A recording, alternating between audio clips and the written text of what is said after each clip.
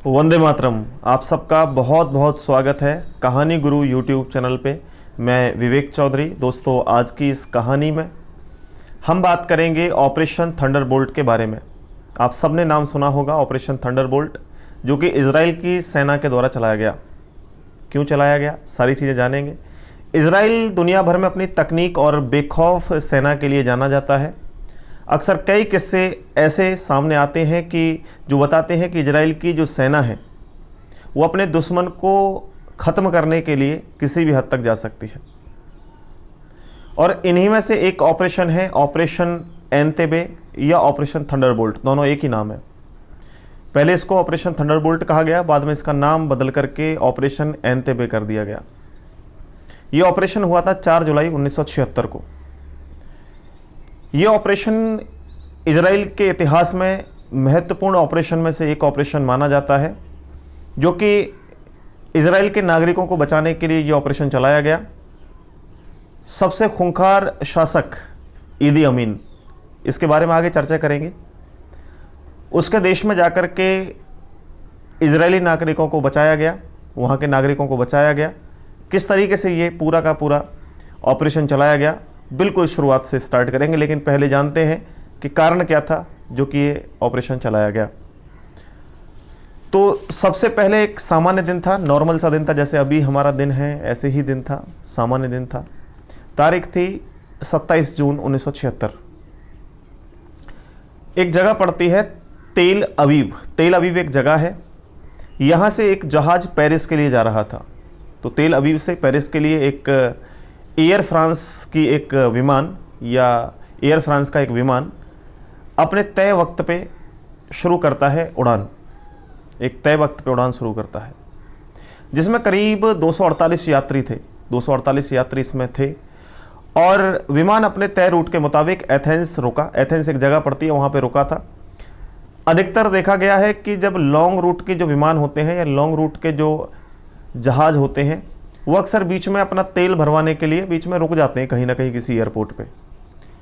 तो यहाँ एथेंस में ये रुका, और एथेंस में क्योंकि यहाँ उसमें तेल भरवाना था, इस वजह से ये रुकता है। और तेल भरवाने के बाद ये अपनी उड़ान को दोबारा से शुरू करता है। तो जब ये दोबारा उड़ान को शुरू करता है तो वहाँ पे 4 यात्री बैठे हुए थे, जो अचानक से खड़े होते हैं, जिनमें से एक महिला भी थी। ये खड़े होते हैं और खड़े होकर के इनके पास रिवॉल्वर, पिस्तौल वगैरह हथियार थे और हैंड ग्रेनेड भी थे। ये उनका सहारा लेकर के खड़े होते हैं और नागरिकों से बोलते हैं कि चुपचाप से बैठे रहिए, कोई हिलेगा नहीं, कोई प्रतिक्रिया नहीं करेगा। जो हम कह रहे हैं हमारे साथ जो है हमारा साथ दीजिए, अन्यथा इस विमान को उड़ा दिया जाएगा। उनमें से 4 आतंकवादी थे, जिनमें से 2 जो आतंकवादी थे वो जर्मन के थे और 2 आतंकवादी थे फिलिस्तीन के। और जो फिलिस्तीन के आतंकवादी थे वो केवल इसलिए ये काम कर रहे थे कि फिलिस्तीन में उनका नाम हो, उन्हें लोग जाने। लेकिन विमान आगे बढ़ता है। ये 4 आतंकवादी, जिनमें से एक महिला भी थी, वो महिला तुरंत खड़ी होती है और ग्रेनाइट दिखा करके सभी यात्रियों को कब्जे में करने की कोशिश करती है। और उनमें से एक आतंकवादी सीधा जाता है पायलट के पास और पायलट से बोलता है, निर्देश देता है पायलट को कि अब ये जहाज़ अपनी दिशा को मूव करेगा और यहाँ से अब इस दिशा की, इसकी जो दिशा है, इसको डायरेक्शन को चेंज करो और इसे चेंज करके आप ले जाए लीबिया की तरफ। लीबिया में एक जगह पड़ती, एक शहर है बेनगाजी, नाम सुना होगा आपने, बेनगाजी बहुत फेमस जगह है। बेनगाजी की तरफ इसका रुख कर दिया जाए। तो क्योंकि इनके पास हथियार थे और उस समय पर जो पायलट का जो केबिन होता है, केबिन जिसको बोलते हैं, वो एक ही हुआ करता था, उसमें लॉक नहीं हुआ करता था। अभी तो बहुत सी टेक्नोलॉजी ऐसी आ गई है कि उनमें लॉक कर दिया गया है कि अगर आप पायलट से मिलना है तो आप मिल नहीं पाओगे। वहाँ कुछ क्रू मेंबर होते हैं, वही खोल सकते हैं उसको, अन्यथा और कोई व्यक्ति उसे खोल नहीं सकता है, लॉक लग जाता है उसमें। तो उस समय ऐसा नहीं था। तो एक व्यक्ति जाता है पायलट के पास और पायलट से बोलता है कि लीबिया की तरफ मूव कर दें, जो बेनगाजी है उसकी तरफ मूव कर दें, और विमान बेनगाजी की तरफ चलना शुरू कर देता है। और लगभग बेनगाजी में रुकता है 7-8 घंटे। ये 7-8 घंटे रुकता है। इस बीच पूरे इलाके में पता लग जाता है कि ये जो जहाज़ है इसको हाईजैक कर लिया है, और ये खबर जो है वो खबर आती है इजराइल तक पहुंच जाती है। जब ये इजराइल तक खबर पहुंचती है तो वहाँ के नागरिक भी परेशान होते हैं, क्योंकि अभी तक ये जो टेंशन थी वो केवल फ्रांस की थी, क्योंकि ये फ्रांस से उड़ के जा रहा था जहाज। 248 जो यात्री थे ये फ्रांस से जा रहे थे। तो अभी तक ये जो टेंशन थी वो केवल फ्रांस की थी, लेकिन धीरे धीरे जब पता लगा तो पता चला कि उसमें जो 100 यात्री हैं, 100 यात्री यहूदी यात्री थे, जिनमें से 90% यात्री वो इजराइल के थे। तो अब ये जो टेंशन थी वो केवल फ्रांस की नहीं रही, इसमें इजराइल की भी टेंशन होगी। तो अब ये बात धीरे धीरे हर जगह फैलने लगी, न्यूज़ चैनलों में आने लगी। और इस बीच जो हाईजैकर्स थे उन्होंने डिमांड रखी, सबके सामने कहा कि आप लोग जो 50 से अधिक फिलिस्तीनी जो अपराधी हैं आपकी जेल में, जिनमें से इजराइल या और अलग अलग देशों में ये कैद थे, उनको छोड़ दीजिए। आप अगर उनको छोड़ देते हैं तो हम इन सभी यात्रियों को एकदम ठीक ठाक तरीके से छोड़ देंगे, इनके साथ कुछ गलत नहीं करेंगे। तो अब ये बात फ्रांस की एजेंसी को और इजराइल की एजेंसी को पता लगती है, तो ये भी एक्शन लेने के लिए मजबूर होते हैं, एक्शन लेते हैं। भाई वहाँ के नागरिक हैं और इजराइल के 100 नागरिक हैं, बाकी लगभग 248 नागरिक इसमें टोटल थे, क्रू मेंबर अलग थे, इन सब की जान बचानी थी आतंकवादियों से। तो ये सभी एक्शन लेते हैं। एक्शन लेना बड़ा आसान नहीं था, क्योंकि इधर ये खबर जा चुकी थी उन आतंकवादियों तक कि इजराइल की सेना को ये बात पता चल चुकी है और सेना एक्शन ले सकती है। तो ये खबर उन तक पहुंची तो इन्होंने, एक देश है युगांडा, युगांडा के शासक से मदद लेने की ठान ली कि अब मदद लेंगे। युगांडा के शासक थे जिसका नाम था ईदी अमीन। ईदी अमीन बड़ा फेमस है क्योंकि ये बड़ा खूंखार व्यक्ति था, बड़े खूंखार था, क्योंकि इसको कहा गया है कि ये जो है मानव भी खाता था, मानव यानी इंसानी मांस को भी खाता था। आदमखोर की श्रेणी में रखा है इसको। एक बार इसके यहाँ एक डॉक्टर था, पर्सनल डॉक्टर था एक, जब वो डॉक्टर इसके घर पहुंचता है इसका इलाज कराने के लिए, तो एक पानी पीने के लिए जैसे फ्रिज को खोलता है तो इंसानी सर उसमें देखने को मिलते हैं। उसे देखता है कि इंसानी सर है उसके अंदर, तो डर जाता है वो। तो फिर उसी ने एक इंटरव्यू में बताया था कि जो है ये इंसान भी खाता था, इंसानी मांस भी खाता था, तो उससे मदद मांगता है। और यहाँ पर ईदी अमीन भी जो है वो मदद करने के लिए युगांडा का जो शासक था वो कह देता है कि ठीक है। उसकी तरफ से हाँ होते ही ये तुरंत अपनी जो विमान है उसका फेस, उसका मुंह मोड़ देते हैं युगांडा की तरफ और इस जहाज को लेकर के रवाना हो जाते हैं युगांडा के लिए। जब हाईजैकर्स की डिमांड सामने आई धीरे धीरे और ये युगांडा पहुंच गए, तो इजराइल अपने नागरिकों को बचाने के लिए, जो इजराइल के नॉर्मल व्यक्ति थे, जैसे मान लो हमारे यहाँ कोई ऐसा घटना घटे तो यहाँ के जो आम आदमी हैं वो अलग अलग जो है प्रदर्शन करना शुरू कर दें, ऐसे ही प्रदर्शन चालू कर दिया इजराइल के लोगों ने। और इजराइल के लोगों ने कहा कि आप उनकी बात मान लें, उन आतंकवादियों की, उन 50 कैदियों को छोड़ दें और अपने नागरिकों को बचाएं, ये ठीक रहेगा। और प्रदर्शन करने लगे जगह जगह। लेकिन आप सब जानते हैं कि इजराइल की जो सेना है उसकी नीति रही है कि वो आतंकवादियों से कभी बात नहीं करती। आज तक उसने कभी बात नहीं करी और उसकी नीति यही है कि कभी आतंकवादियों से बात नहीं करनी है। तो फिर क्या करते हैं? तो फिर ये करते आर या पार, यानी ये एक्शन लेते हैं। ऐसा कुछ नहीं करते कि आतंकवादियों की बात मानेंगे और ये करेंगे वो करेंगे, ऐसा कुछ नहीं करते, आर या पार करते हैं। तो उस वक्त इजराइल के जो प्रधानमंत्री थे उनका नाम था रवीन वहाँ के प्रधानमंत्री थे। जब ये कैबिनेट में मंथन शुरू करते हैं, कैबिनेट में बातचीत करते हैं कैसे बचाया जाए, क्योंकि इतनी दूर युगांडा जाना लगभग 3-4 हज़ार किलोमीटर की दूरी है। इतनी दूर जाना और वहाँ ऑपरेशन चलाना इतना आसान भी नहीं है जितना हम सोच रहे हैं। तो इन्होंने सोचा कि क्यों ना युगांडा के शासक ईदी अमीन से बात करी जाए, क्योंकि इन्हें पता लगा था कि जो युगांडा का ईदी अमीन है उसको बहुत ज़रूरी है, मतलब वो चाहता है, उसकी ख्वाहिश है कि नोबेल शांति पुरस्कार उसको मिले।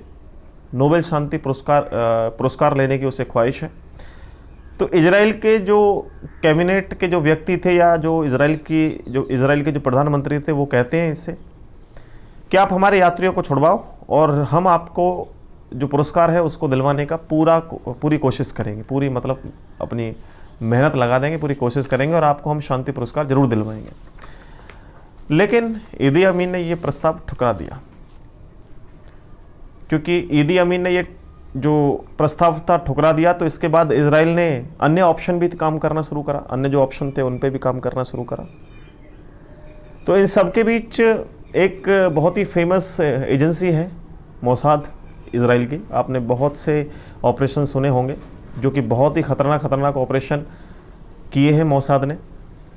मोसाद को इसमें इंक्लूड किया गया, और न केवल मोसाद को, मोसाद के साथ साथ जो वहाँ की वायुसेना है इजराइल की, उसको भी कनेक्ट कर लिया गया और ऑपरेशन की प्लानिंग बनाई जाने लगी। ऑपरेशन की प्लानिंग शुरू कर दी गई। लगातार 3 दिन बीत गए इस ऑपरेशन को सेट करने में, ऑपरेशन की तैयारी करने में, क्योंकि इनकी जो तैयारी थी कुछ इस हिसाब से थी कि वहाँ एयरपोर्ट पे हम जाएंगे, क्योंकि इनको जो है ईदी अमीन ने उस एयरपोर्ट पे रख लिया था सभी उन आतंकवादियों ने, और ईदी अमीन के साथ मिलकर के उन सभी यात्रियों को उस एयरपोर्ट पे रखा था, जो कि कहाँ पे था, जो कि युगांडा में था। अब उन्होंने सोचा कि भाई कैसे बचाया जाए, दूसरे देश में जाना, ऑपरेशन करना इतना आसान भी नहीं है, वहाँ की सेना भी है, सब कुछ है, वहाँ का शासक भी साथ नहीं दे रहा है। आतंकवादियों से तो खैर लड़ा जाए ठीक है, लेकिन वहाँ जाकर के अटैक करेंगे तो युगांडा की जो सेना है वो भी रिप्लाई करेगी। तो फिर सोचा क्या किया जाए, लेकिन धीरे धीरे इन हाईजैकर्स ने एक बड़ा कदम उठाया। उन्होंने सभी जो बंदी थे, सभी जो यात्री थे, उनको 2 भागों में ट्रांसफ़र कर दिया, यानी यहूदियों को अलग कर दिया और बाकी जो फ्रांस के या अदर जो यात्री थे उन सबको अलग कर दिया, और अलग के जो सभी यात्री थे उनको धीरे धीरे छोड़ना शुरू कर दिया। लेकिन एक भी व्यक्ति इजराइल का छोड़ा नहीं गया, इजराइल का एक भी नहीं छोड़ा।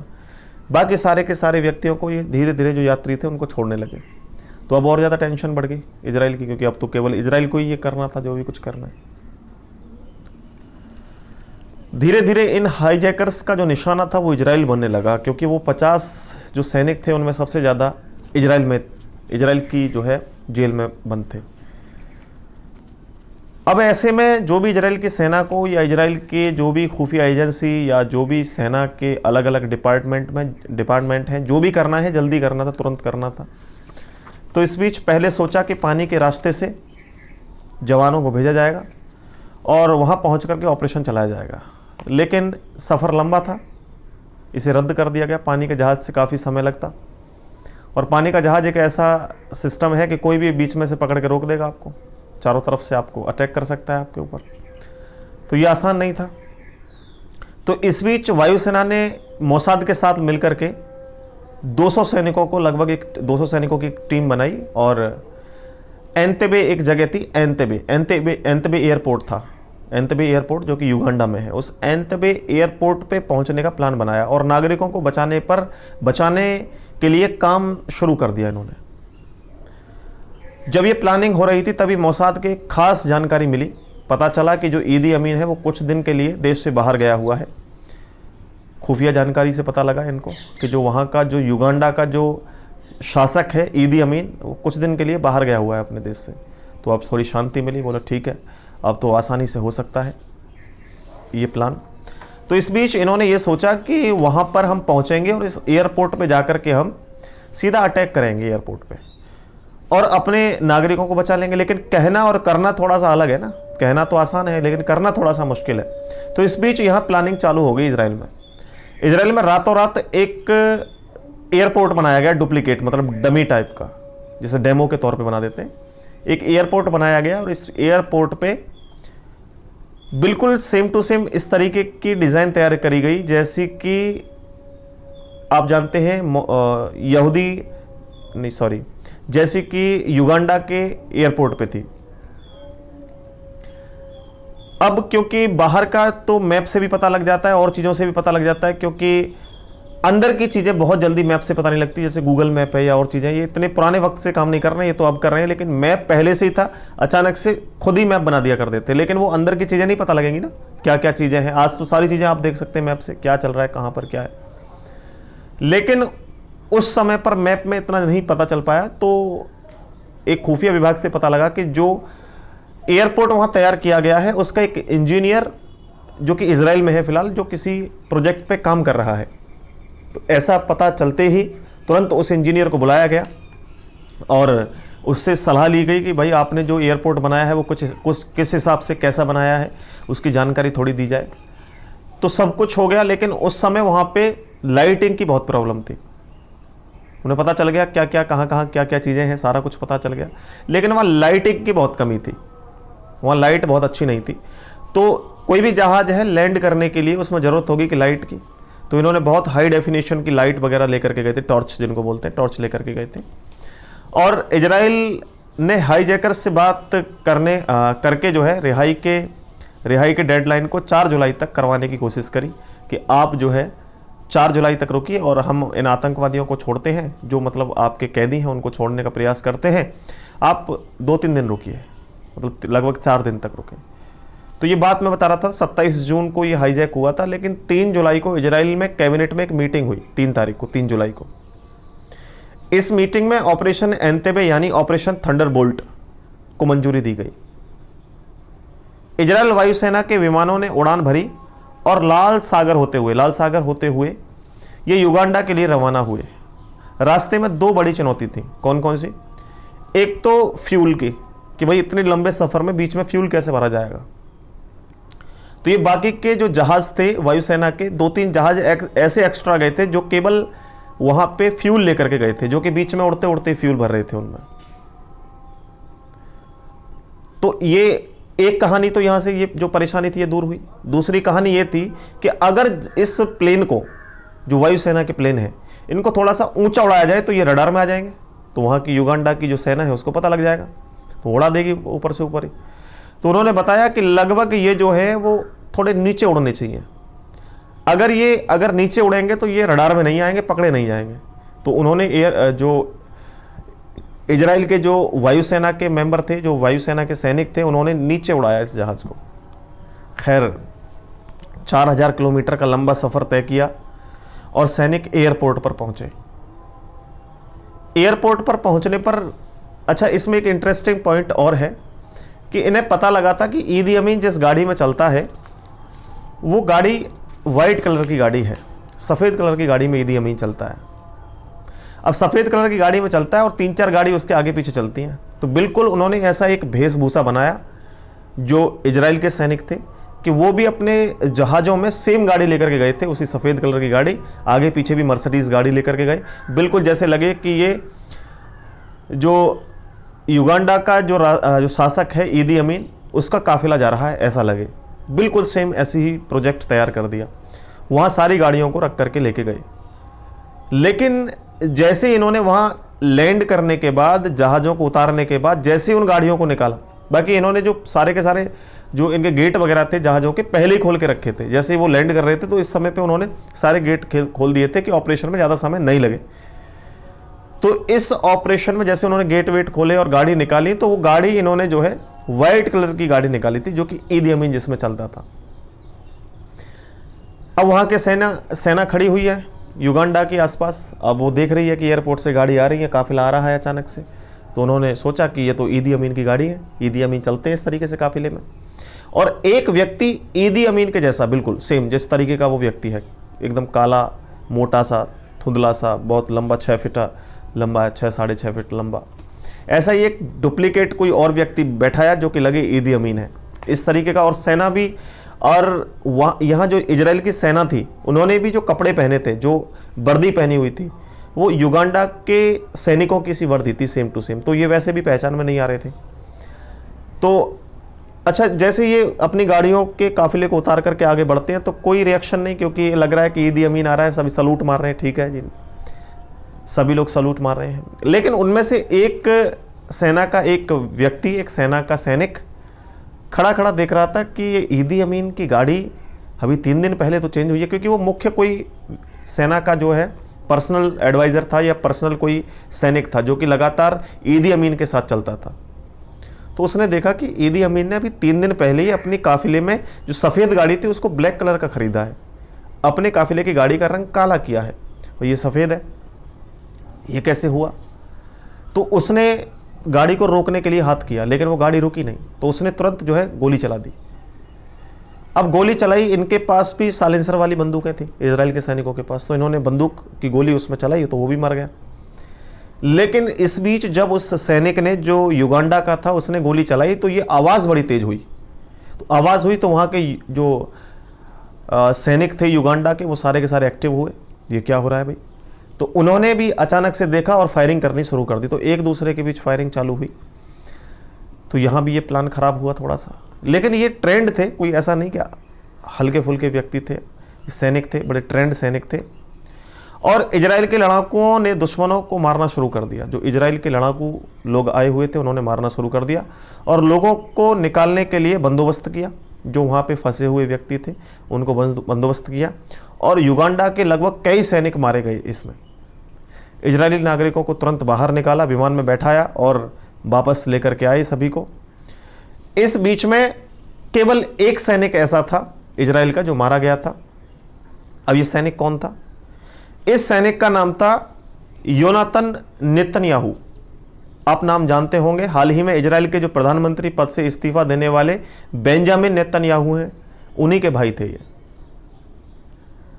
केवल इनको गोली लगी थी, यही मरे थे, बाकी इन्होंने कई सैनिकों को मारा। लगभग, ये डेटा तो मेरे पास नहीं है, लेकिन सैकड़ों सैनिकों को मारा था युगांडा के, और अपने सभी साथियों को बिल्कुल, अपने जो नागरिक थे उनको बिल्कुल ठीक ठाक लेकर के आए। इसमें एक महिला थी जो कि ज़्यादा बीमार थी, बुजुर्ग थी, ये बीमार थी ज़्यादा, तो इसको नहीं लेकर के आ पाए थे क्योंकि उसको जो है वो युगांडा में एक हॉस्पिटल में भर्ती कर दिया था, तो वो महिला रह गई थी, बाकी सबको ये लेकर के आए थे।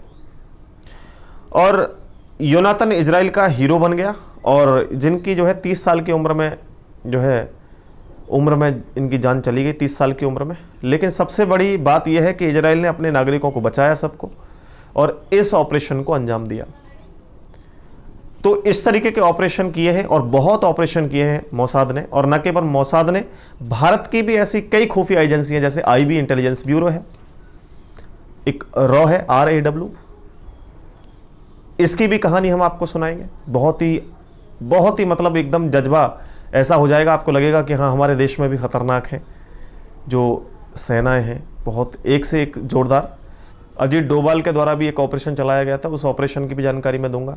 जब मसूद अजहर को जो है रिहा किया गया था, तो ये एक ऑपरेशन था, इस ऑपरेशन की कहानी भी मैं आपको सुनाऊंगा। तो आप लोग बस एक बार इसको शेयर कर दें, सेशन को लाइक कर दें, अच्छी लगे तो एक कमेंट प्यारी सी ज़रूर करें, और नई वीडियो किस टॉपिक पे बनानी है वो भी मुझे बताएं आप सब। तो थैंक यू वेरी मच दोस्तों, आज की इस वीडियो में इतना ही। आज की कहानी यहीं पे ख़त्म करते हैं। बहुत बहुत शुक्रिया आप सबका, धन्यवाद।